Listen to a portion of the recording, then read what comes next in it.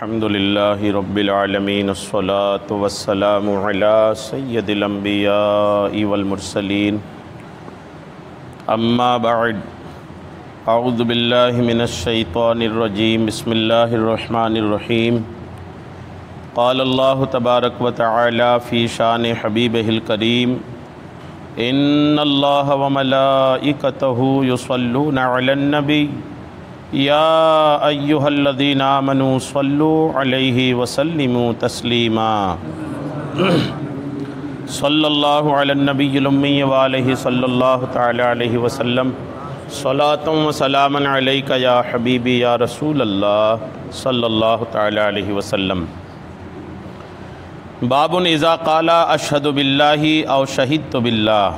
حدثنا سعد بن حفص قال حدثنا شیبان عن منصور عن ابراہیم عن عبیدہ عن عبداللہ قال سئل النبی صلی اللہ تعالی علیہ وسلم ای الناس خیر قال قرنی ثم الذین یلونہم ثم الذین یلونہم ثم یجیء قوم تسبق شہادت احدہم بیمینہ ویمینہ شہادتہ قال ابراہیم وکان اصحابنا ینہونا ونحن غلمان ان یحلف بالشہادت والعہد۔ اللہ کریم کا لاکھ لاکھ شکر و احسان ہے کہ رب کی دی ہوئی توفیق سے ہم اور آپ قرآن پاک کے بعد سب سے معتبر کتاب بخاری شریف کے درس میں حاضر ہیں۔ اللہ کریم آقا کریم علیہ السلام کی حدیثیں سننے سے زیادہ عمل کی توفیق عطا فرمائیں۔ آج کے درس میں جو پہلی حدیث پاک ہے، امام بخاری رحمۃ اللہ تعالی علیہ نے کتاب الایمان والنذر میں باب بنایا۔ باب کا نام رکھا کہ اذا قال اشہد باللہ او شہدت باللہ، جب کوئی اللہ کی قسم کھائے گواہی میں، اشہد باللہ کہے یا شہدت باللہ کہے کہ میں اللہ کی قسم کھا کے گواہی دیتا ہوں یا گواہی دیا۔ اس پر امام بخاری رحمۃ اللہ تعالی علیہ نے جو حدیث لایا، حضرت عبداللہ ابن مسعود رضی اللہ تعالیٰ عنہ اس حدیث کے راوی ہیں، کہتے ہیں کہ سئل النبی صلی اللہ تعالیٰ علیہ وسلم ای الناس خیر، ہمارے نبی سے پوچھا گیا کہ لوگوں میں سب سے بہتر کون ہیں۔ سوال یہ ہوا کہ لوگوں میں سب سے بہتر کون ہے، اچھے لوگ کون ہیں؟ تو آقا کریم علیہ السلام کا جواب سنے، آقا فرماتے قرنی، میرے زمانے کے لوگ، حضور کے زمانے کے لوگ لوگوں میں سب سے بہتر ہیں۔ ثم الذین یلونہم، پوچھا گیا پھر ان کے بعد، آپ کے زمانے کے بعد، تو حضور فرماتے ہیں کہ میرے زمانے کے بعد جو لوگ آئے وہ ان کے بعد بہتر ہیں۔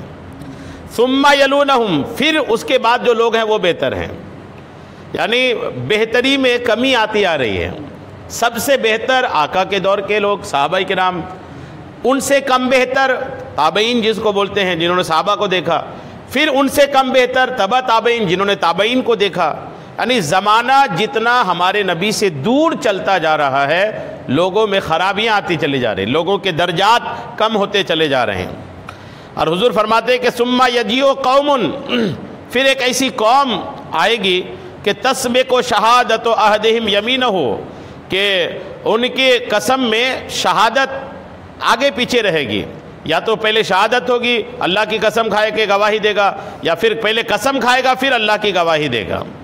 یعنی قسم، اللہ کی قسم جو کھاتے ہیں نا، اس پر آقا کریم علیہ السلام نے فرمایا کہ ایک دور ایسا آئے گا کہ لوگ قسم کھا کر کے گواہی دیں گے یا گواہی دے کر کے قسم کھائیں گے۔ یعنی لوگوں کا، آقا کریم علیہ السلام یہ فرمانا چاہ رہے ہیں کہ لوگوں کا اعتماد اتنا گر جائے گا کہ لوگ ایک دوسرے کی بات پر بھروسہ ہی نہیں کریں گے، تو آدمی اپنی بات پر قسم کھائے گا۔ آدمی اتنا بھروسے مند ہو کہ اسے قسم کی ضرورت ہی نہ ہو، جیسے صحابہ کرام جب وہ بات کرتے تھے نا تو ان کی باتوں میں قسموں کی کوئی جگہ نہیں تھی، کوئی جگہ نہیں تھی، وہ قسم کھاتے نہیں تھے، چونکہ وہ اتنے اعتماد والے لوگ ہوتے تھے، اتنے بھروسے مند ہوتے تھے کہ وہ اگر بول دیے مطلب وہی بات صحیح ہے۔ پھر آقا فرماتے کہ ایک دور ایسا آئے گا کہ لوگ اپنی بات کو قسموں کے ساتھ ہی بیان کریں گے، یا تو پہلے قسم کھائیں گے پھر بات بولیں گے، یا بات بولیں گے پھر قسم کھائیں گے۔ زمانہ دیکھ رہے ہیں آپ، کہیں پر اگر سیریس میٹر ہے تو لوگ قسم کھا کے بات کرتے ہیں، کہ اگر بات منوانا ہے سامنے والے سے تو قسم کھاتے ہیں کہ یار سامنے والا مان جائے تو آدمی قسم ہی کھاتا ہے۔ یعنی آدمی اپنا ایسا ایک وقار نہیں بنا پا رہا ہے کہ آدمی کی وجہ سے آدمی بات مان جائے گا، فلاں نے کہا ہے تو وہ صحیح بولا ہوگا، آپ کہہ رہے ہیں تو صحیح ہوگا، یہ بن نہیں پا رہا ہے۔ ایسے لوگ ہیں لیکن ایک سماجی طور پر ایسا ایک ماحول نہیں ہے کہ آدمی بولے اور آدمی مان جائے۔ تو آقا کریم علیہ السلام نے سب سے افضل کن لوگوں کو بتایا؟ صحابہ کرام کو۔ صحابہ سے افضل کوئی نہیں ہے، اس امت میں سب سے افضل صحابہ کی جماعت ہے، یہ یاد رکھیے۔ اس کو یہ عقیدے کی بات ہے، یہ ایمان کی بات ہے کہ ایک مسلمان سب سے افضل حضور علیہ السلام کے صحابہ کرام کو جانے۔ کوئی صحابی بھلے ایک منٹ کے لیے وہ صحابی بنا ہو، ان کی عظمت و شان کے سامنے جو صحابی نہیں ہے، وہ غوث ہو جائے، قطب ہو جائے، ولایت کے کسی بھی درجے میں پہنچ جائے، وہ ایک منٹ کے صحابی تک نہیں پہنچ سکتا، یہ یاد رکھیے گا۔ صحابی مطلب پہلے تو صحابی کلیئر ہو، آپ کو یاد ہوگا کہ صحابی وہ مسلمان جنہوں نے ایمان کی حالت میں حضور کو دیکھا، مسلمان جس نے حضور کو دیکھا اور آخری دم تک وہ ایمان میں ہی رہا، مرتے دم تک ایمان میں ہی رہا، وہ صحابی کہلاتے ہیں۔ تو جو مسلمان صحابی ہے، کئی ایسے صحابی بھی ہوئے جو تھوڑے سے لمحات کے لیے مسلمان ہوئے، جیسے ایک صحابی کے بارے میں کہا جاتا ہے کہ وہ آقا کریم علیہ السلام کے پاس آئے، آقا کہیں سفر میں تھے، آقا کے سواری کو پکڑا، عرض کیا یا رسول اللہ اسلام پیش کیجئے۔ آقا نے اسلام پیش کیا، انہوں نے اسلام قبول کیا۔ اسلام قبول کر کے اپنی سواری پہ بیٹھنے کے لیے جا رہا تھا کہ وہ سواری سے گرا اور اسی گرنے میں اس کی موت ہو گئی۔ اب وہ صحابی جو ہے نا، انہیں نہ نماز پڑھا، نہ حج کرا، نہ زکوٰۃ دی، صرف یہ تھا کہ کلمہ پڑھا اور حضور کو دیکھا، اور کوئی عبادت جو ہے بظاہر نماز روزہ حج زکوٰۃ یہ کوئی عبادت نہیں کر پایا۔ تو وہ جو اتنی دیر کے صحابی جنہوں نے بس ایمان قبول کر کے اپنی سواری کے پاس آ رہے تھے، سواری پہ چڑھ رہے تھے، وہ جانور بدکا یا کیا ہوا، وہ سواری سے گرے، انتقال کر گئے۔ اب وہ جو صحابی ہے نا، جو چند لمحے کے لیے نماز روزہ حج زکوٰۃ کچھ بھی نہیں کرا، وہ صحابی بھی الحمدللہ کوئی غوث و قطب کیوں نہ ہو جائے، اس صحابی کے مقام کو نہیں پہنچ سکتا۔ ایسا کیوں؟ اس نے کہ اس نے آقا کریم علیہ السلام کے چہرے کی زیارت کیا ہے۔ صحابی تبھی تو ہے نا، صحابی اس لیے کہ انہوں نے آقا کو دیکھا ہے۔ صحابہ پر ہمارا عقیدہ کیا ہونا چاہیے، آج اس کی کچھ تفصیلات میں پیش کر دیتا ہوں، چونکہ یہ سیریس میٹر ہے۔ لوگ صحابہ پر بات کرتے ہیں، کئی بار سوشل میڈیا کی دنیا ہے، لوگ یہاں وہاں کی بھی سنتے ہیں تو کئی بار دماغ خراب ہوتا ہے۔ تو صحابہ پر کیا ہمارے بزرگوں نے لکھا ہے اور کیا اس پہ عقیدہ ہونا چاہیے، سنیے۔ نبی کریم علیہ السلام کا ارشاد ہے، جب میرے صحابہ کا ذکر ہو تو بد زبانی سے باز رہو۔ حضور فرماتے ہیں جب میرے صحابیوں کی بات چلے تو اپنی زبان کو روک کے رکھو۔ روک کے رکھو مطلب بد زبانی نہیں ہو، بری بات نہیں ہو، بالکل سیمت حد میں بات کرے، یعنی ان کی شان کے خلاف بات نہ کرے۔ اللہ تعالیٰ نے صحابہ کرام کی شان بیان کرتے ہوئے قرآن پاک میں ارشاد فرمایا، قرآن پاک میں بھی صحابہ کی شان کا بیان ہے۔ قرآن پاک میں اللہ نے فرمایا محمد اللہ کے رسول ہیں اور ان کے ساتھ والے صحابہ کرام، ساتھ والوں کا صحابہ کی تعریف اللہ کیا فرما رہا ہے، دیکھیے، ان کے ساتھ والے یعنی صحابہ کرام کافروں پر سخت ہیں اور آپس میں نرم دل۔ صحابہ کی یہ تعریف تھی، جی ہاں، صحابہ کی یہ تعریف تھی کہ اشداء علی الکفار رحماء بینہم، کفار پر سخت ہیں، یعنی جب بات کفار و مشرکین کی آ جائے تو زبردست سخت دل ہیں، نرم دل کچھ بھی نہیں، دل میں کوئی نرمی نہیں۔ اور وہی جب مسلمان سے سامنا ہوتا تھا ایسا نرم دل ہو جاتے تھے کہ بچھ جاتے تھے۔ یہ صحابہ کا انداز تھا۔ یعنی یہ بھی کون کہہ رہا؟ اللہ فرما رہا ہے، یعنی اللہ فرما رہا ہے کہ میرے جو نبی کے صحابہ ہیں کفار پر سخت ہیں اور آپس میں نرم دل، اور تو انہیں دیکھے گا، اللہ فرماتا ہے تو انہیں دیکھے گا رکوع کرتے اور سجدے میں گرتے۔ صحابہ کی پہچان رکوع اور سجدہ کرنے والے، یعنی نماز پڑھنے والے، اللہ کا فضل اور رضا چاہتے ہیں، یعنی رکوع سجدہ میں بھی وہ اللہ کا فضل چاہتے ہیں، اللہ کی خوشی چاہتے ہیں۔ ان کی علامت یعنی ان کی پہچان ان کے چہروں میں سجدوں کی نشانی سے، یہ ان کی صفت توریت میں ہے، یعنی توریت میں بھی یہ بات لکھی ہے، اور ان کی صفت انجیل میں ہے، توریت اور زبور میں بھی حضور کے صحابہ کی یہ صفات بیان کی گئی ہیں۔ جیسے ایک کھیتی، اس نے اپنا پٹھا نکالا، پھر اسے طاقت دی، پھر دبیز ہوئی، پھر اپنی ساکھ پر سیدھی کھڑی ہوئی، کسانوں کو بھلی لگتی ہے تاکہ ان سے کافروں کے دل جلیں۔ اللہ نے وعدہ کیا ان سے جو ان میں ایمان اور اچھے کام والے ہیں، بخشش اور بڑے ثواب کا۔ یہ قرآن پاک ہے، سورہ فتح کی آیت نمبر 48 ہے۔ اور اللہ فرماتا ہے کہ سب میں پہلے مہاجر اور انصار اور جو بھلائی کے ساتھ ان کے پیرو ہوئے، اللہ ان سے راضی اور وہ اللہ سے راضی۔ صحابہ کی بات کیا پہلے اللہ نے؟ نہیں، مہاجر اور انصار، صحابہ ان کے بارے میں اللہ نے کیا فرمایا؟ دیکھیے جملہ دیکھیے، اللہ فرمایا کہ اللہ ان سے راضی اور وہ اللہ سے راضی۔ اللہ ان سے راضی، یہ بات تو یہ ہے کہ چلو ٹھیک ہے اللہ ہے راضی ہو گیا، لیکن اللہ یہ بات کر رہا ہے کہ وہ بھی مجھ سے راضی ہیں۔ بادشاہ اگر کسی کے بارے میں بولے کہ وہ مجھ سے خوش ہے تو اس آدمی کا گراف بڑھ جاتا ہے نا۔ بادشاہ بولے کہ میں اس سے خوش ہوں تو بادشاہ الحمدللہ خوش ہے، لیکن بادشاہ یہ بولے کہ وہ بندہ مجھ سے خوش ہے تو اس بندے کا جو گراف ہے نا، اس کی جو قدر و قیمت ہے وہ بڑھ جاتی ہے۔ اللہ کریم صحابہ کے بارے میں فرما رہا ہے کہ میں ان سے راضی ہوں اور وہ مجھ سے راضی ہیں، یعنی صحابہ اللہ سے راضی ہیں، اس کا ذکر اللہ کریم فرما رہا ہے۔ اور اللہ فرماتا ہے اور ان کے لیے تیار رکھے ہیں باغ جن کے نیچے نہریں بہیں، یعنی جنت، ہمیشہ ہمیشہ ان میں رہیں، یہی بڑی کامیابی ہے۔ یعنی صحابہ کی جماعت دیکھیں، اللہ نے پہلے ہی کلیئر کر دیا کہ میرے نبی کے جتنے صحابی ہیں، میرے نبی کے جتنے صحابی ہیں سب کے لیے جنت بھی تیار ہے، میں ان سے راضی ہوں وہ مجھ سے راضی ہے، کسی کو الگ نہیں کیا، یاد رکھیے گا، کسی کو الگ نہیں کیا۔ صحابی اللہ نے اپنے نبی کے ساتھ والے کو کہا کہ میرے نبی کا جو ساتھ والا ہے ان سے میں راضی ہوں، وہ مجھ سے راضی ہے، اور پھر یہ کہ ان کے لیے جنت تیار ہے، ہمیشہ اس میں رہیں گے۔ کلیئر ہے نا؟ صحابہ سارے اچھے ہیں، یہ یاد رکھیے، صحابہ سارے اچھے ہیں۔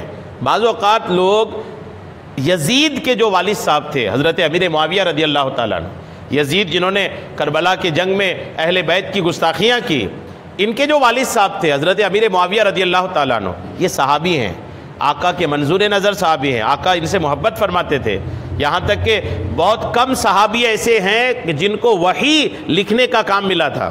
اللہ کا جو کلام نازل ہوتا تھا وہ حضور فرماتے تھے، کچھ صحابہ لکھتے تھے، سب کو یہ کام نہیں ملا تھا۔ جن کو یہ کام ملا تھا ان میں سے ایک نام امیر معاویہ رضی اللہ تعالیٰ عنہ کا بھی ہے، جو یزید کے والد صاحب ہیں۔ یزید کا سپورٹ بالکل نہیں کیا جا سکتا، یزید تو تھا ہی، یزید پلید بدبخت، یہ تو تھا ہی بیکار، لیکن ان کے والد صاحب صحابی تھے، ان کی حرکت کی وجہ سے، یزید کی حرکت کی وجہ سے حضرت امیر معاویہ رضی اللہ تعالی عنہ پر کوئی غلط بات، کوئی تنزیہ بات ہرگز نہیں کہی جا سکتی۔ وہ صحابی ہیں، اور جب وہ صحابی ہیں حضرت امیر معاویہ، اور جب صحابی ہیں اور صحابی کے لیے اللہ نے فرما دیا کہ میں ان سے راضی، وہ مجھ سے راضی، اور ان کے لیے جنت کے باغ تیار ہیں، تو پھر وہ صحابی ہونے کی وجہ سے بس ان پر یزید کی وجہ سے کوئی بری بات ہرگز نہیں کہی جا سکتی، یہ یاد رکھیے گا۔ حضرت امیر معاویہ کا سپورٹ یزید کا سپورٹ نہیں ہے۔ اب بیٹا کچھ کرے، بیٹا چوری کرے، باپ اچھا ہو، تو بیٹے کے چوری سے باپ کو کیا لینا دینا؟ وہ بھی تب جب کہ باپ کا انتقال ہو چکا تھا۔ جب یزید یہ حرکت کیا تھا کربلا کے میدان میں، اس سے پہلے امیر معاویہ دنیا سے تشریف لے جا چکے تھے۔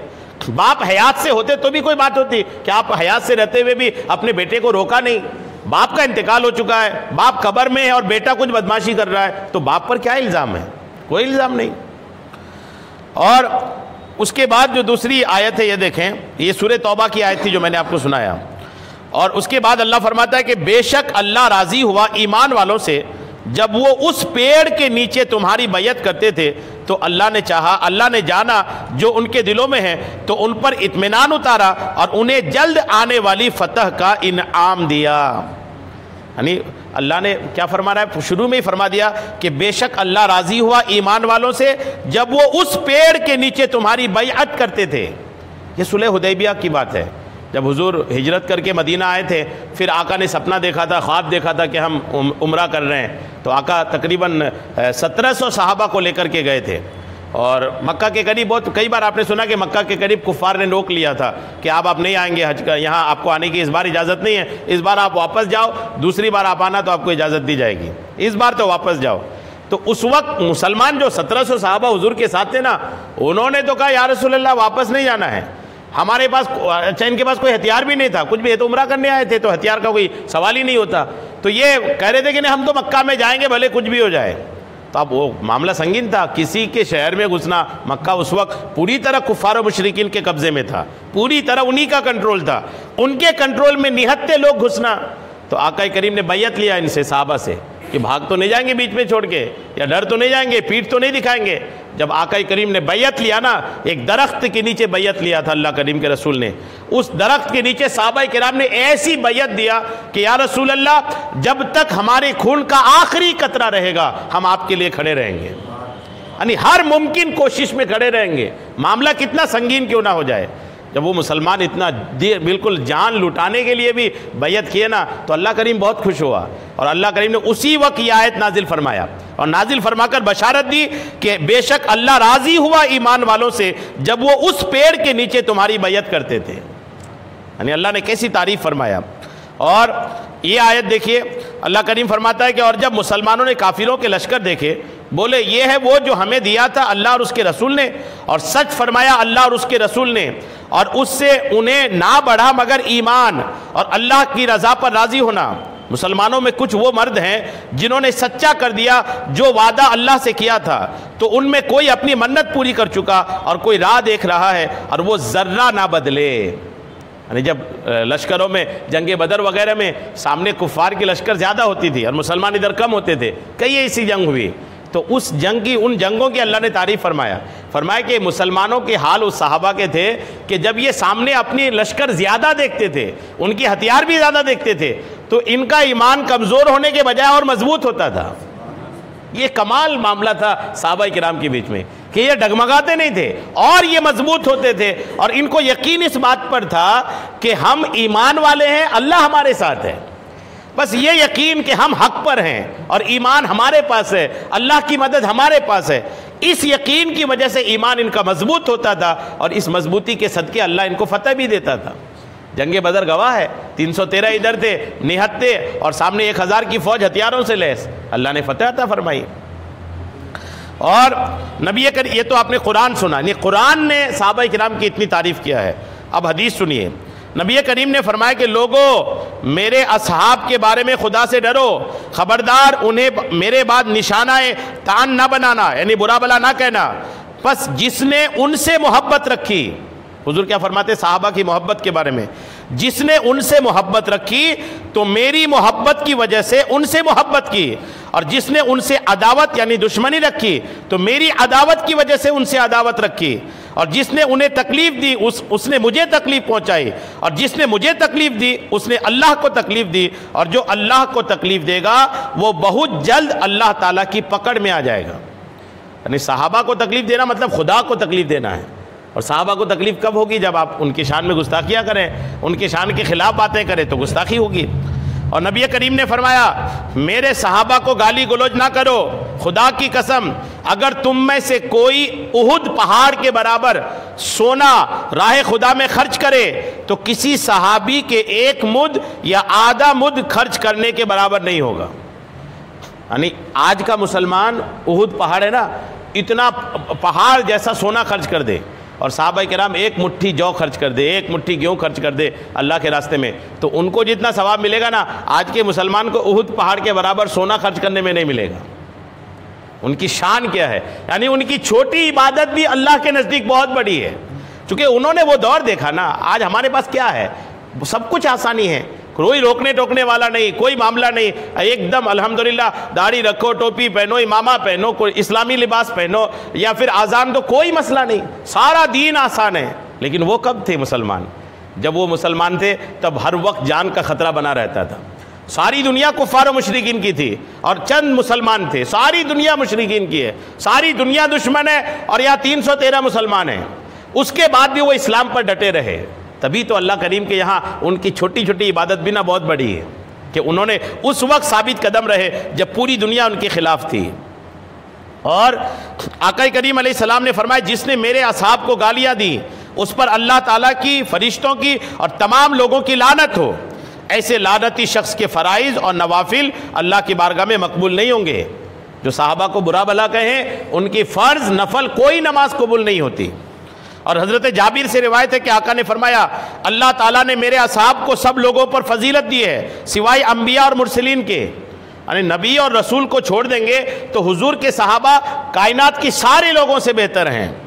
پھر ان میں 4 یعنی صحابہ تو افضل ہو گئے، پھر صحابہ میں 4 افضل ہیں، یعنی ابو بکر، عمر، عثمان اور علی میرے لیے منتخب کیے اور انہیں میرے بہترین ساتھی بنایا، حالانکہ دیگر تمام صحابہ بھی فضیلت اور خیر کے پیکر ہیں۔ نبی کریم علیہ السلام حجۃ الوداع سے فارغ ہو کر، جب آقا کریم نے حج کیا تھا، آخری حج سے جب فارغ ہوئے نا، مدینہ تشریف لائے تو منبر پر تشریف لائے اور فرمایا لوگو میں ابو بکر سے راضی ہوں، ان کا حق پہچانو۔ الحمدللہ یہ آخری دنوں کی بات تھی، آقا کے انتقال کے کچھ ہی دنوں پہلے کی بات تھی کہ آقا حج کر کے واپس آئے، ممبر پر تشریف لائے اور کیا فرمایا کہ لوگوں ابو بکر صدیق کا حق پہچانو اور ان کا مقام پہچانو، میں ابو بکر سے راضی ہوں، لوگوں میں عمر سے راضی ہوں، عثمان سے راضی ہوں، علی سے راضی ہوں، طلحہ، زبیر، سعد، سعید اور عبد الرحمن ابن عوف سے راضی ہوں، تم ان کے حقوق اور مراتب کو پہچانو۔ یہ عشرہ مبشرہ ہیں، یہ صحابہ کون ہیں؟ عشرہ مبشرہ، یعنی وہ 10 صحابہ جن کو اللہ کے رسول نے دنیا میں ہی جنتی ہونے کی خوشخبری عطا فرمایا تھا۔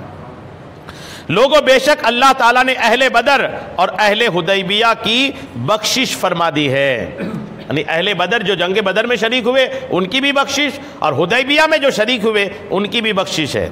یہاں تک کہ حضور نے یہ بھی فرمایا، دیکھیے آقا نے فرمایا، حضرت انس سے روایت ہے کہ آقا نے فرمایا میرے صحابی اور میرے سسرال والوں کے بارے میں میرے حق کا لحاظ رکھو، کیونکہ جو کوئی ان کے متعلق میرے حق کی حفاظت کرے گا اللہ تعالیٰ دنیا اور آخرت میں اس کی پاسداری فرمائے گا۔ الحمدللہ یہ صحابہ کی عظمت و شان ہے، بڑے عظیم الشان وہ جماعت ہیں۔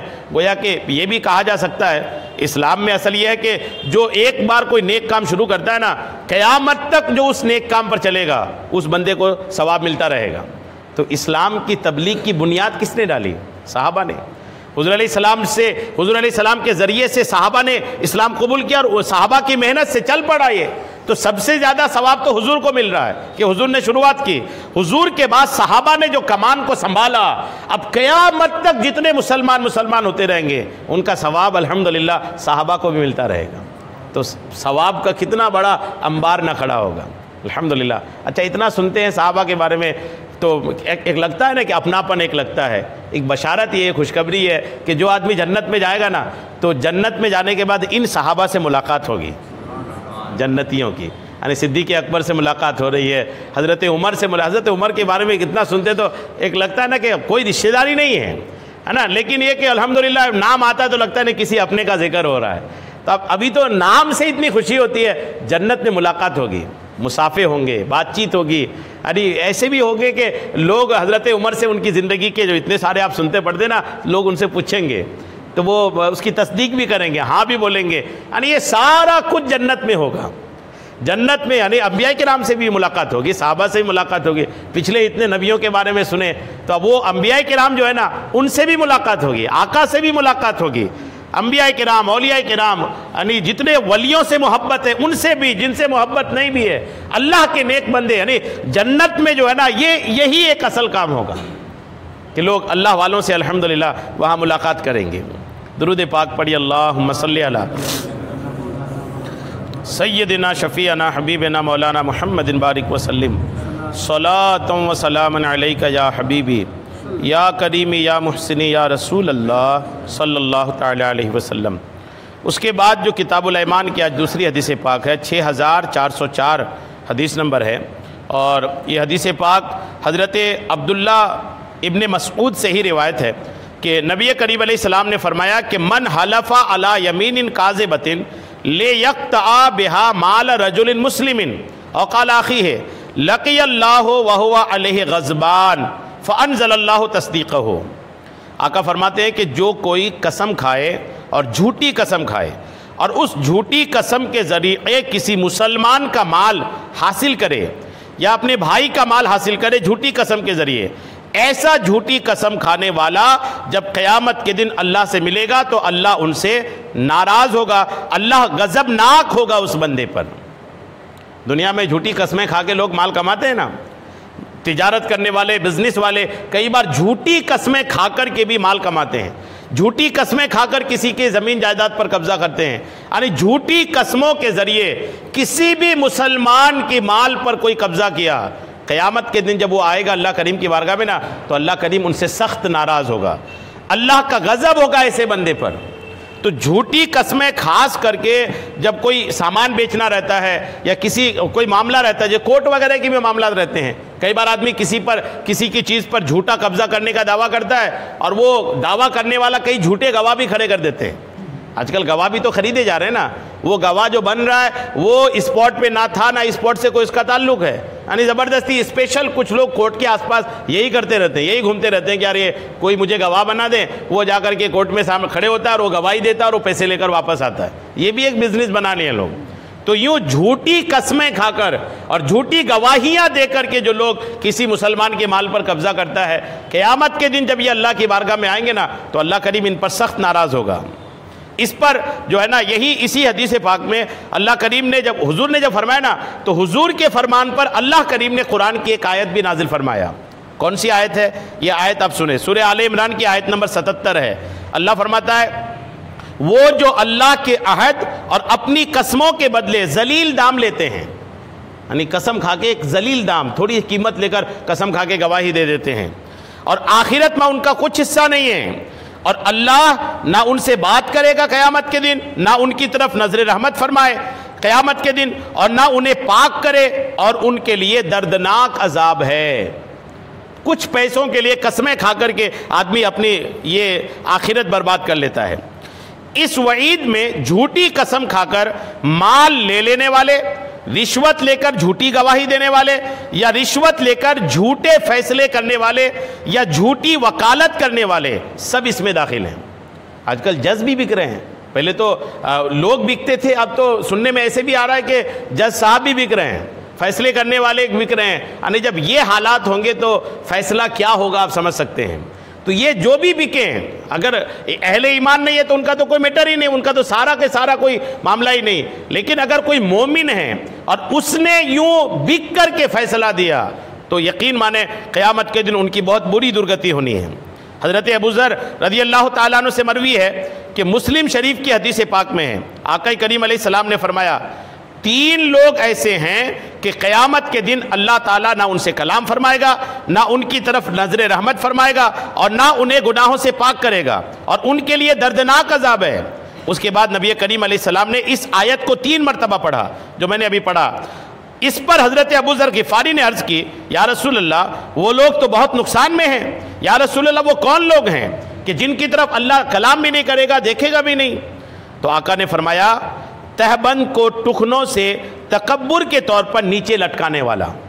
ایک یہ یعنی جو پاجامے یا پینٹ یا لوور جو بھی پہنتے ہیں نیچے، اور تکبراً وہ اپنے ٹخنے سے نیچے کرتے ہوں. تکبراً یاد رکھیے گا، تکبر مطلب اپنے آپ کو بڑا سمجھتے ہوئے، تکبر کرتے ہوئے کپڑا نیچے لٹکائے. تو ایک وہ، اور احسان جتانے والا جو کسی پر احسان کر کے احسان جتاتا ہے وہ، اور اپنے تجارتی مال کو جھوٹی قسم سے رواج دینے والا، اپنی بزنس کے مال کو جھوٹی قسم کھا کر کے بیچنے والا. یہ 3 لوگ ایسے ہیں جن سے قیامت کے دن اللہ کلام نہیں فرمائے گا. اور نبی کریم نے فرمایا جو کسی مسلمان کا حق مارنے کے لیے قسم کھائے اللہ تعالیٰ اس پر جنت حرام کر دیتا ہے. مسلمان کا حق مارنے کے لیے جھوٹی قسم کھایا، اللہ ان پر جنت حرام کر دیتا ہے اور دوزخ لازم کر دیتا ہے. ایک شخص نے عرض کی یا رسول اللہ اگر سے تھوڑی چیز ہو، اگرچہ تھوڑی چیز بھی اگر جھوٹی قسم کھا لے تو آقا نے فرمایا اگرچہ پیلو کی شاخ ہی کیوں نہ ہو. پیلو کا ایک درخت ہوتا ہے جس کے مسواک کرتے ہیں لوگ، آقا فرماتے پیلو کا شاخ ہی کیوں نہ ہو جائے، یعنی چھوٹی سے چھوٹی چیز کسی مسلمان کی جھوٹی قسم کھا کر کے اگر قبضہ کر لیے تو اس کے لیے کیا معاملات ہے آپ نے سنا. بعض اوقات لوگ قرض دے کر کے ویسا کرتے ہیں. جیسے مان لیجئے قرض لیتے وقت لیا تھا 20,000 اور واپسی میں کہہ رہا نہیں یار وہ تو 15,000 دیے تھے، اور قسم کھا لیتا ہے آدمی.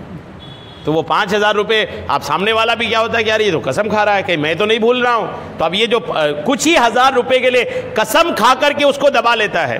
کئی معاملوں میں ایسا ہوتا ہے کہ آدمی جھوٹا ہوتا ہے اور سامنے والے کو قسم کھا کر کے روب دبا کر کے اپنی بات جھوٹی ہے اس کو صحیح ثابت کرنے کی کوشش کرتا ہے. ایسے آدمی کے لیے آخرت میں بہت وعید ہے اور آخرت ان کی تباہ اور برباد ہے.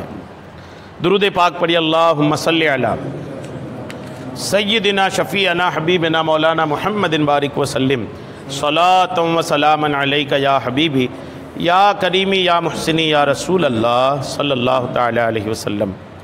اس کے بعد جو آج کے درس کی آخری حدیث پاک ہے، کتاب الایمان کی 6408 حدیث نمبر ہے، اور یہ حدیث حضرت ابو ہریرہ رضی اللہ تعالیٰ عنہ سے روایت ہے. کہتے ہیں کہ یرفعہ قال ان اللہ تجاوز لامتی اما وسوست او حدثت بہی انفسہا ما لم تعمل بہی او تکلم. وسوسہ کے تعلق سے اس میں ارشاد ہے اس وقت جو ہے نا وسوسہ کی بیماری بہت زیادہ عام، خاص کر مسلمانوں میں بہت زیادہ ہو رہا ہے. وسوسہ ہوتا ہے برے خیالات. کئی بار لوگ اللہ رسول کے بارے میں برے خیالات کے شکار ہو جاتے ہیں، دین کے بارے میں برے خیالات کے شکار ہو جاتے ہیں، اور کئی بار اسلامیات کے تعلق سے بھی برے خیالات کے شکار، برے خیال آتے ہیں، وسوسے آتے ہیں، عجیب غریب کے خیال. آدمی سوچتا ہے اور اس کو خود لگتا ہے میں کیا سوچ رہا ہوں، اس طرح کے خیالات آتے ہیں. تو اس کے بارے میں قرآن اور حدیث کیا کہتی ہے سنیے. پہلے تو حدیث سنیں کہ حدیث کیا کہتی ہے. حضرت ابو ہریرہ سے روایت ہے یرفعہ قال ان اللہ تجاوز لامتی اما وسوست، کہ حضور نے فرمایا کہ میری امت سے اللہ کریم نے وسوسہ کو معاف فرما دیا ہے. سبحان اللہ. یعنی وسوسہ جو ہے نا، خیال جو ہے، وہ چاہے کتنا برا کیوں نہ آ جائے، کتنا برا خیال کیوں نہ ہو جائے، آقا فرماتے ہیں کہ وہ وسوسہ میری امت سے معاف ہے. او حدثت بہی انفسہا، یا کوئی بری چیز کا خیال اس کے دل میں آیا، وہ بھی معاف ہے. ما لم تعمل، جب تک کہ اس خیال پر عمل نہ کرے، او تکلم، یا اس خیال کو زبان سے نہ بولے. برا خیال آیا، وہ خیال تک ہی رہا، اس کو ہٹا دیا وہیں پر، نہ زبان سے بولا نہ اس کے مطابق عمل کیا، تو وہ معاف ہے.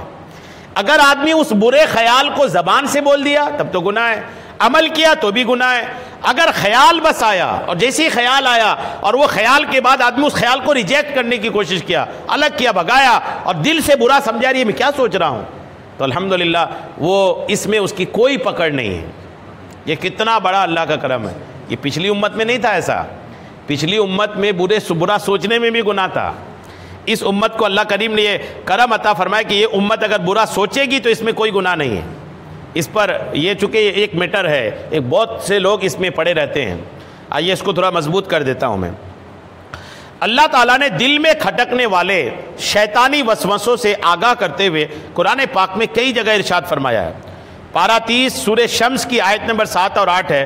اللہ فرماتا ہے اور جان کی اور اس کی جس نے اسے ٹھیک بنایا، پھر اس کی بدکاری اور اس کی پرہیزگاری دل میں ڈالی، اور بے شک ہم نے آدمی کو پیدا کیا اور ہم جانتے ہیں جو وسوسہ اس کا نفس ڈالتا ہے. اللہ فرماتا ہے کہ ہم نے انسان کو پیدا کیا اور ہم جانتے ہیں کہ جو وسوسہ اس کے نفس میں ڈالتا ہے، یعنی نفس جو ہے نا انسان کا، یہ وسوسہ کا شکار ہوتا ہے. اور اللہ فرماتا ہے تو اس کے نفس نے اسے بھائی کے قتل کا چاو ڈالا یا قتل پر ابھارا تو اسے قتل کر دیا. اللہ فرماتا ہے اس کے شر سے جو دل میں برے خطرے ڈالے اور دبک رہے. سورہ ناس میں جو ہے نا وَمِن شَرِّ الْوَسْوَاسِ الْخَنَّاسِ، سورہ ناس میں جو پڑھتے ہیں نا، اس کا مطلب ہے کہ اس کے شر سے جو دل میں برے خطرے ڈالے اور دبک رہے. اور اللہ فرماتا ہے کہ بے شک شیطان تمہارا دشمن ہے، تم بھی اسے دشمن سمجھو، وہ تو اپنے گروہ کو بلاتا ہے. یہ وسوسے کے تعلق سے اللہ کریم نے ارشاد فرمایا. اور یہ حدیث بھی اس کے بارے میں کیا کہتی ہے سنیے. نبی پاک علیہ السلام کا فرمان عالی شان ہے شیطان آدم کی اولاد کے راستوں میں بیٹھ جاتا ہے. انسان کے راستوں میں شیطان بیٹھ جاتا ہے. پس جب وہ اسلام کی راستے پر بیٹھا تو اس نے ابن آدم سے کہا کیا تو اپنا اور اپنے باپ دادا کا دین چھوڑ کر اسلام قبول کر رہا ہے؟ یعنی جو اسلام قبول کرنے آتا ہے شیطان اس کو یہ وسوسہ ڈالتا ہے کیا کر رہا ہے تو باپ دادا کا دین چھوڑ دے گا. لیکن آدم کی اولاد شیطان کی اس بات کو نہیں مانا اور اسلام قبول کر لیا. اس کے بعد بھی وہ چھوڑا نہیں، شیطان چھوڑ نہیں تھا کہ مسلمان ہو گیا اب اس کو چھوڑ دو، نہیں چھوڑتا. اس کے بعد وہ ہجرت کے راستے پر بیٹھ گیا. حضور کے زمانے کے لوگ مکہ سے ہجرت کر کے مدینہ، اور بولا تو شیطان بولا کیا اپنی زمین اور آسمان چھوڑ کر ہجرت کر رہا ہے؟ یعنی اپنی زمین، اپنا علاقہ، اپنی سارا زمین جائیداد چھوڑ کے چلے جاؤ گے؟ تو بندے نے اس کی بات بھی نہ مانی اور ہجرت کی. اس کے بعد بھی وہ چھوڑا نہیں. اس کے بعد وہ جہاد کے راستے پر آ بیٹھا.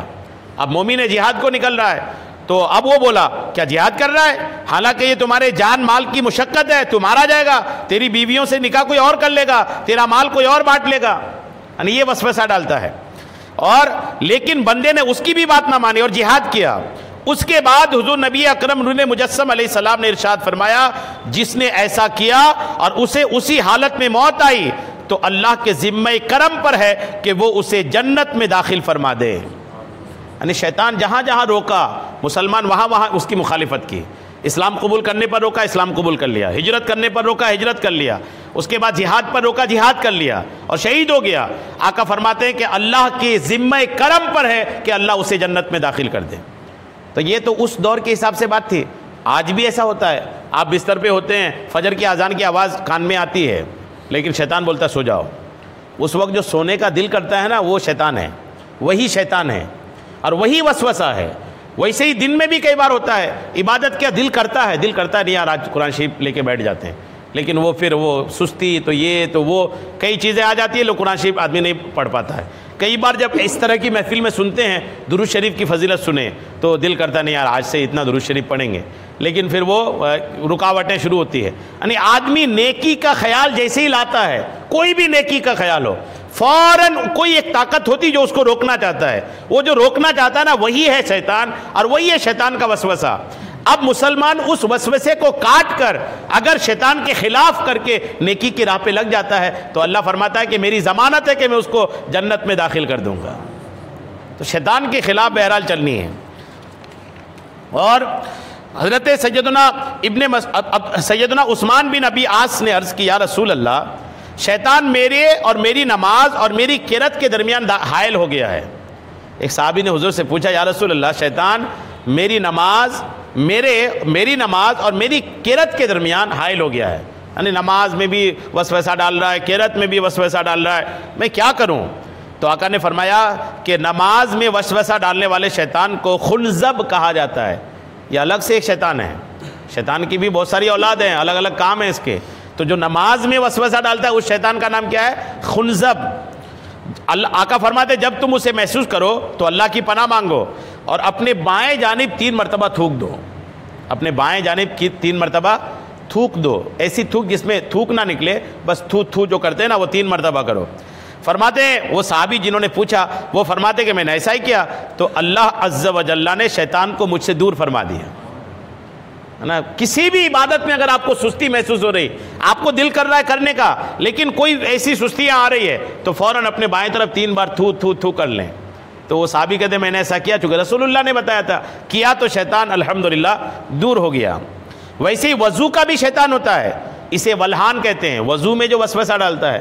کئی لوگوں کو آپ دیکھتے ہوں گے نا، وضو بنا رہا ہے تو بنا ہی رہا ہے، ہاتھ دھو لیے، پیر دھو لیے، منہ دھو لیے، پھر بعد میں لگتا ہے کیا ہے، دھویا کہ نہیں دھویا، میں ہاتھ دھویا کہ نہیں دھویا، پیر دھویا کہ نہیں دیا، کلی کیا کہ نہیں کیا، تو وہ پتہ چلا وہ 10 15 20 منٹ تک وضو ہی بنا رہے ہیں۔ اس طرح کے وسوسے والے لوگ ہوتے ہیں، تو یہ جو وسوسہ ڈالتا ہے نا اس کو ولہان کہتے ہیں۔ اگر وہ بھول گیا ہے اور اس کو لگا کہ میں بھولا نہیں ہوں، ہے نا، ایسا رہے تو اب یہ ہے کہ بندہ وضو کر کے آیا اور واقعی میں وہ بھول گیا ہے اور اس کا دل کہیں کہہ رہا کہ میں بھولا ہوں، تو اگر پہلی بار ہوا ہے، اس کے الگ الگ مسائل ہیں، اگر پہلی بار ایسا ہوا ہے تو اسے دوبارہ وضو جا کے بنا لینی چاہیے، اور اگر عادت ایسی ہو گئی ہے تو دوبارہ جانے کی ضرورت نہیں ہے، یعنی عادت ہی ہو گئی تو سمجھو کہ وسوسے کا وہ مریض ہو گیا ہے۔ اور اگر زندگی میں پہلی بار ہوا ہے یا کبھی کبھار ہوتا ہے کہ یار بھول تو نہیں گیا ہوں، تو جا کے دوبارہ بنا لینا چاہیے، یہ اس کا مسئلہ ہے۔ اور شیطان انسان کے جسم میں خون کی طرح دوڑتا ہے، اتنی دخل ہے انسان کے جسم میں شیطان کی، جیسے خون ہے نا اس میں دوڑتا ہے وہ۔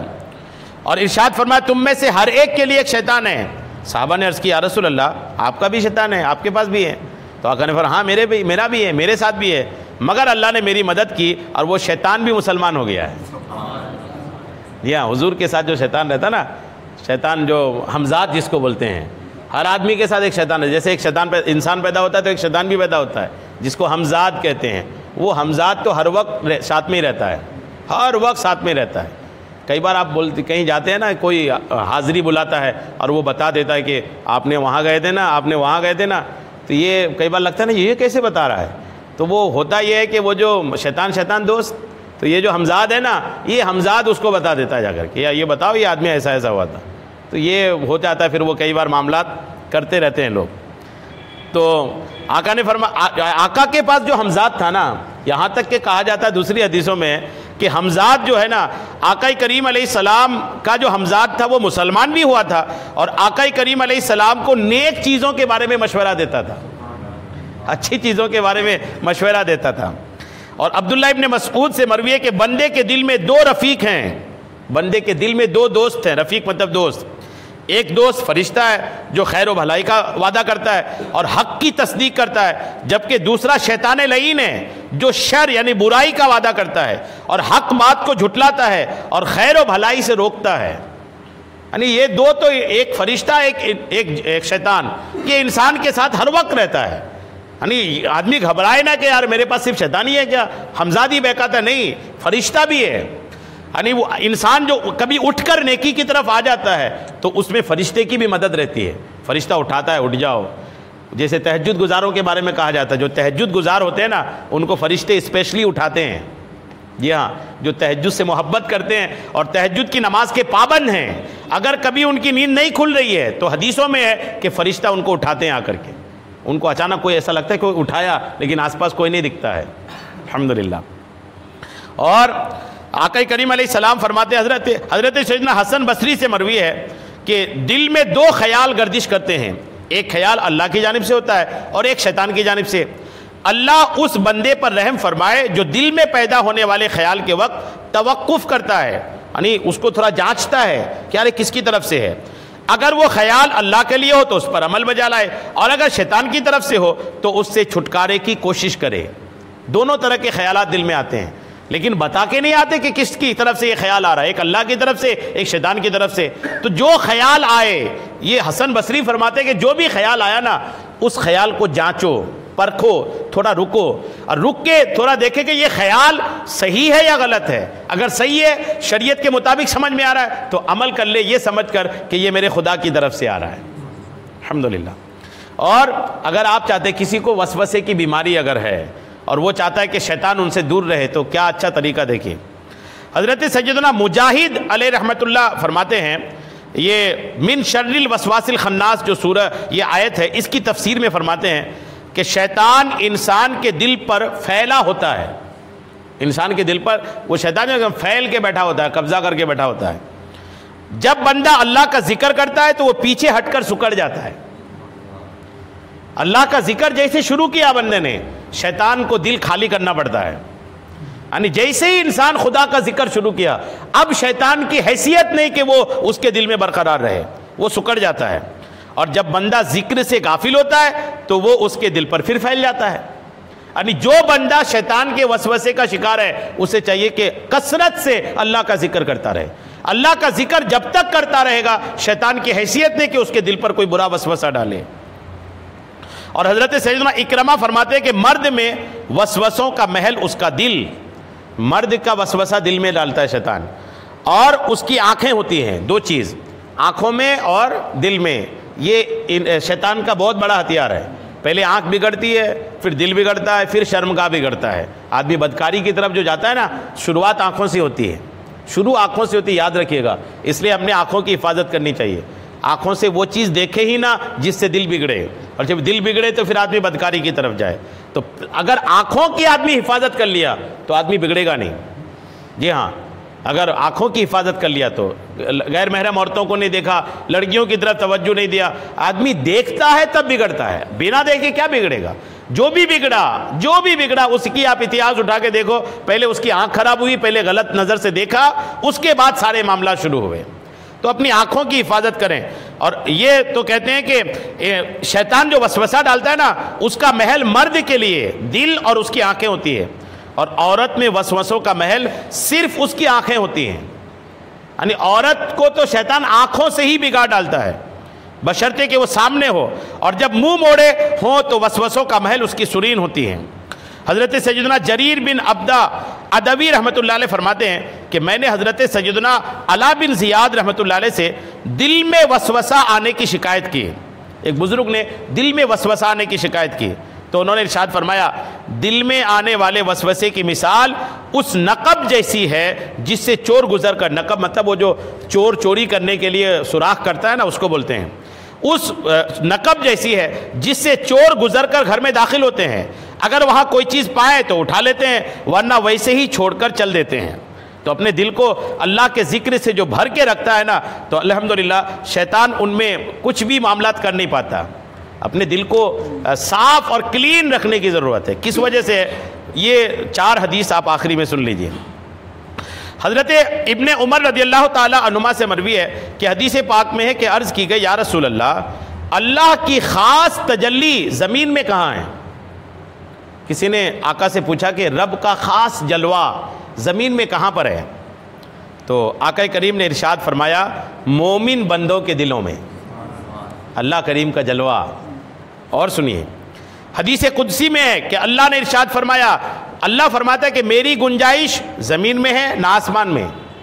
اللہ کو اوپر والا نہیں کہنا چاہیے، اللہ فرماتا ہے میری گنجائش نہ آسمان میں ہے نہ زمین میں ہے، میں کسی مکان میں نہیں سما سکتا۔ اللہ فرماتا ہے میں کسی مکان میں نہیں سما سکتا۔ اللہ کا گھر جیسے مسجد اللہ کا گھر ہے، اس کا مطلب نہیں اللہ اس میں رہتا ہے، یا کعبہ شریف کو اللہ کا گھر کہتے ہیں، اس کا مطلب نہیں کہ کعبے میں اللہ رہتا ہے، ہرگز نہیں۔ اللہ فرماتا ہے کہ میں کسی مکان میں نہیں سما سکتا، اگر کہیں میرے جلوہ گری کی گنجائش ہے، یعنی اگر کہیں گنجائش ہے کہ میرا جلوہ وہاں ٹھہرے تو وہ بندہ مومن کا دل ہے۔ الحمدللہ۔ اور آقا فرماتے ہیں کہ بندہ اطمینان و سکون میں خشوع سے بہتر کوئی لباس نہیں پہنتا، کہ یہ متقین کا لباس اور عارفین کے لیے اللہ عز و جل کا رنگ ہے۔ خشوع مطلب دل لگی سے نماز پڑھنا، آدمی نماز پڑھتے پڑھتے نماز میں کھو جائے اور نماز ہی نماز رہے، دل میں بھی نماز، رکوع سجدے میں بھی نماز، خیال میں بھی نماز، یعنی جب پورے نماز کے رنگ میں رنگ جاتا ہے آدمی نا تو الحمدللہ اس کی برکتیں حاصل ہوتی ہیں۔ عرض کی گئی یا رسول اللہ لوگوں میں سب سے بہتر کون ہے؟ ارشاد فرمایا ہر وہ مومن جس کا دل پاک و صاف ہے۔ پھر وضاحت فرمائی کہ وہ اتنا پاک و صاف ہو کہ اس میں گناہ، بغاوت، کینہ اور حسد نہ پائے جائیں۔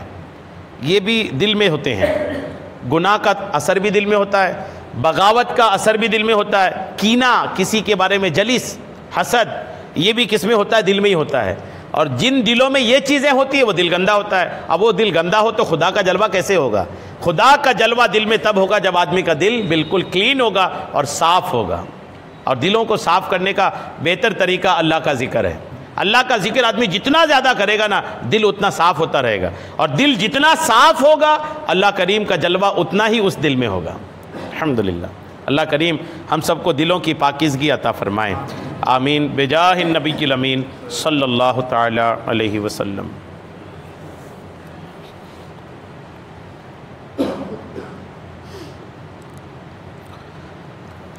قال اللہ تبارک و تعالی فی شان حبیبہ الکریم ان اللہ وملائکتہ یصلون علی النبی یا ایہا الذین آمنوا صلوا علیہ وسلموا تسلیما۔ صلی اللہ علی النبی الامی وآلہ صلی اللہ تعالی علیہ وسلم صلاۃ و سلاما علیک یا رسول اللہ۔ سبحان ربک رب العزت عما یصفون وسلام علی المرسلین والحمد للہ رب العالمین بحق لا الہ